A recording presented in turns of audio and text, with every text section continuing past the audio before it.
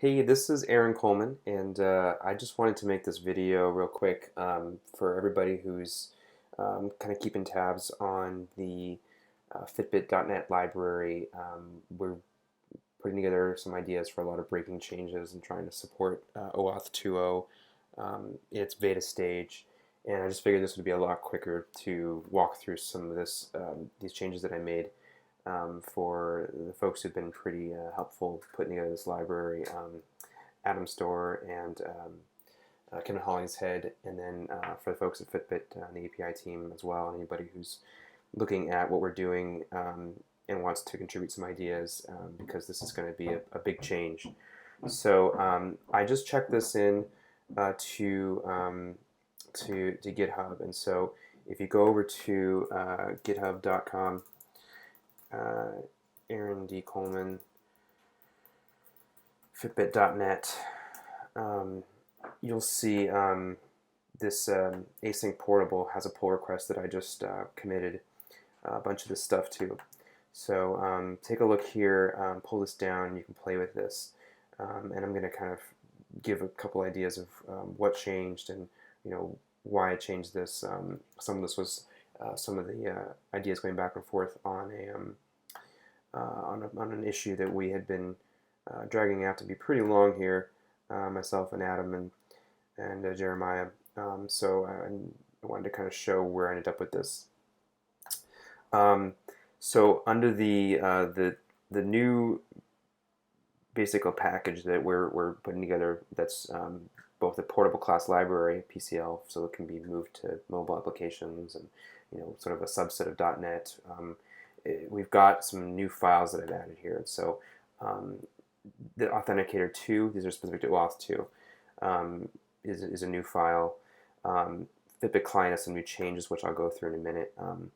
This iAuthentication, this iToken store, these two are interfaces for the OAuth 2 authorization, and then a concrete implementation of Token Store, which I have not actually implemented in this working sample, but will probably be necessary in future versions of this as we take care of the refresh token.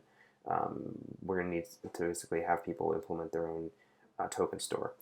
Let me take a quick look. I can show you basically OAuth 2 tokens. This is the end goal. This is where we're trying to be here. This is we're going to get, when it's all said and done, a token type, and expires in a refresh token.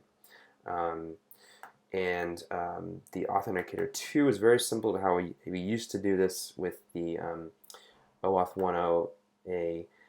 We're going to basically have a setup here, and then we're going to do helper methods to generate the initial OAuth dance URL. This is where we're going to send the browser so that credentials can be put in.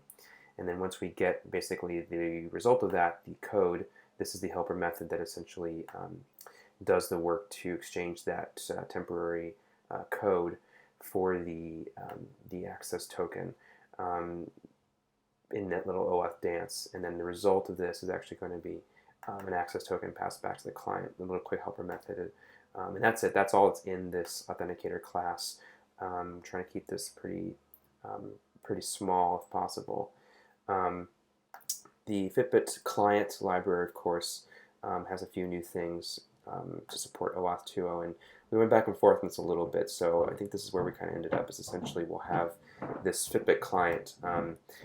This will be the main way that you instantiate a new Fitbit client, where you pass in an authorization mechanism. And so we're doing this because there's going to be a lot of folks who have existing applications that are going to maintain their OAuth 1 tokens for a while. We're going to take a while to maybe migrate existing users a certain way, but other users another way, which is going to be the case with Fitabase for our case. So essentially this OAuth 1 authorization is a concrete implementation of this, and so we will do an OAuth 1 version. I don't have it in here now, but there will be one, so you can basically pass one or the other. And basically what it does is it's just going to set that authorization header using whatever mechanism it is. So in this case, it's OAuth 2, which is the bearer token, and it's going to go a certain way. It's going to, OAuth 1 will have a different authorization header. and it will just basically affect the underlying HTTP client, which is basically the new way we're doing all of our calls. This is the new lightweight async able way of doing HTTP calls with the later versions of .NET 4.5 and versus web request and other legacy dependencies that we're getting rid of. So let's put this all into action here. So this is all a lot of under the hood stuff. A lot of this is going to be hopefully really smoothed out in a way where the underlying users of these libraries don't need to know about it. So let's kind of pretend we're one of those people now. So we can basically forget everything I just said, and we're going to go over here to this new sample MVC project. And this is really just a file new standard template .NET application. And I've put a new controller in here. So you see the normal accounts, home, manager. Put a new controller in here that has some examples of how this new library and how OAuth 2 will work in concrete implementation. So first thing we're going to do is we're going to go to this URL. We're going to authorize the application as part of the first part of the dance. And you can see what I've done here is first I'm going to grab out of our web config. I've already put my my keys and things. These are got from dev.fitbit.com. I've already put them here, so I'll have them as strings ready to go. This new Authenticator 2, that's going to be the tool that we use to kind of do that dance. And then, of course, once we have tokens, we don't really need to do that dance here. We'll also pass in some scopes here. I'm just putting in the basic profile one. This is still early days for the OAuth 2, and I think they actually, even though they take the scopes right now, Fitbit in preview mode is just returning the default scopes regardless of what you pass in here. So you could say I want the world, and you're really only going to get the default, what's equivalent to the OAuth 1 tokens now. And what we're going to get as a result of this is the URL, the sort of formatted URL that we would either put as a button. In this case, I'm just going to redirect our browser right over to that. So let's go ahead and run this, and we'll get a sense for what's going on here in action. So here's the default ASP.NET page. What I'll do here is I will say, okay, we actually just ran it on accident. So here we are at the authorized stage, and I've got a breakpoint set. So I'm going to go over here down to this next breakpoint we'll get here. And what we'll do is we'll just step in here real quick. Not that one. We'll step into the next one. Yeah, this is the one I want to step into. So you'll see, we're basically just going to set up this URL. We're going to pass in the base, which is going to be actually a www, the www endpoint, because this is where we're going to send a user. So it's going to get a nice, pretty OAuth page. This is the required fields. Note that we're URL encoding the callback. This callback, by the way, has to be exactly set in the Fitbit dev portal. Otherwise, you're going to get an error saying you've got an invalid callback. It's just kind of double checking that the one you're telling it you want is actually in the list of ones provided. So that got me for a few minutes. And then the scope types, we're just passing in that one. So when it's all said and done here, we should get a nice URL that's got everything we need. So here we go.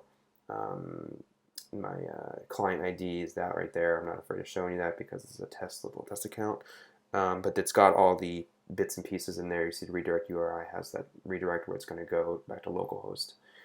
So that's the helper method. That's basically one half of the Authenticator 2 class. That's the first half of it. We're going to get this, and should everything work, I'll say continue.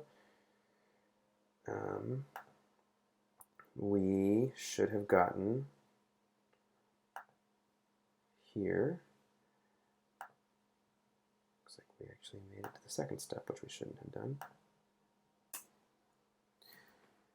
Okay, so what I'm going to do here is I'm going to go ahead and go through the authorized flow, and I'm going to end up over here. And so this is, I think I'm logged into my Fitbit charge already. So I'm getting the OAuth says that this test app would like to access these scopes. Again, the scopes parameter I passed are just for profile, but it added these other ones because, well, because Fitbit is just testing right now, and they're just leaving these as all, as a default. You can't really change those, which is fine. Eventually they'll be dynamic.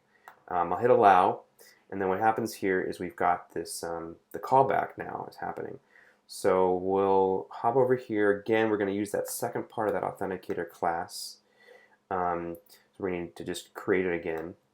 What we're going to do is that second part is we've got in the request body, we actually have this code that was generated. That's the only response we get. And it's a temporary, this is a fragile code here. So we need to exchange it for an actual access token, which is also semi-fragile, but a little bit more. And let's go ahead and set a breakpoint here so you can kind of see how that works. So we will be creating the URL we're going to post this to. These are the required parameters to sort of authenticate that piece. The authorization is just basic, and we do this quick little concatenation of our client ID and our app secret, and we base encode that to 64, which I've got a little helper method to do. So if all this goes through, essentially, we'll do a post.